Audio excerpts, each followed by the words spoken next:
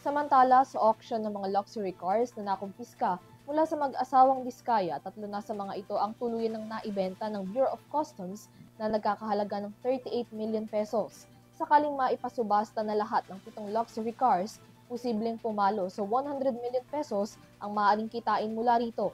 Pondo na ayon sa Malacanang, siguradong maibabalik sa kaban ng bayan. Si Criza Lopez para sa Balita. Ginarantiyahan ng palasyo na mapupunta sa mga Pilipino ang mga kita mula sa auksyon ng mga sasakyan ng mga Diskaya. Ito'y matapos matagumpay na maipagbili ng Bureau of Customs o BOC ang 3 sasakyan ng mag-asawang Diskaya.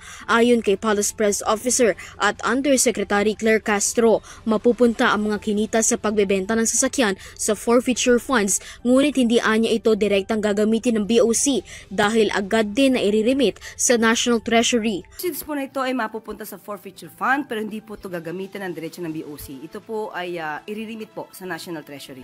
Ngayong araw ng Huwebes, binuksan ang auction para sa 7 sasakyan ng mga Diskaya.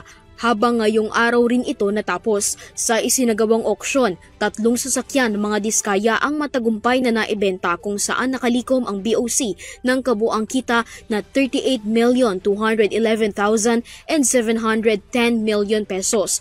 Partikular na naibenta ang Mercedes-Benz G63 AMG, Mercedes-Benz G500 at ang Lincoln Navigator L. Samantala, 4 na mamahaling sasakyan ang hindi naibenta dahil sa walang nagbid para sa mga ito. Kasama na rito ang Rolls-Royce na binili umano ni Sara Diskaya dahil sa libreng payong, Bentley Bentayga, Toyota Tundra at Toyota Sequoia.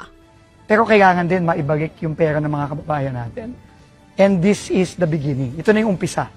At nagpapasalamat tayo kay Commissioner Ariel. Ayon kay Public Works Secretary Vince Dizon, ang pagsusubasta ng mga sasakyan ng mga Diskaya ang simula ng kanilang pagpapanagot sa mga sangkot sa pagnanakaw ng pondo. Alam ko, nagtatawanan tayong lahat nung kinuha natin yung sikat na payong na pinagmalaki nila Diskaya sa TV. Pero naghahalong galit at tuwa itong araw na to. Galit dahil nakikita natin ngayon yung lahat ng ibebenta ngayon, pera natin lahat to. Pera natin yan, yung pinambili dyan.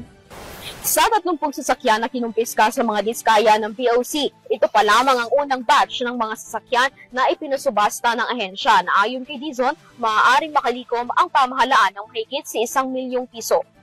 Para sa Euro TV News, Criza Lopez, sumasaludo sa bawat Pilipino.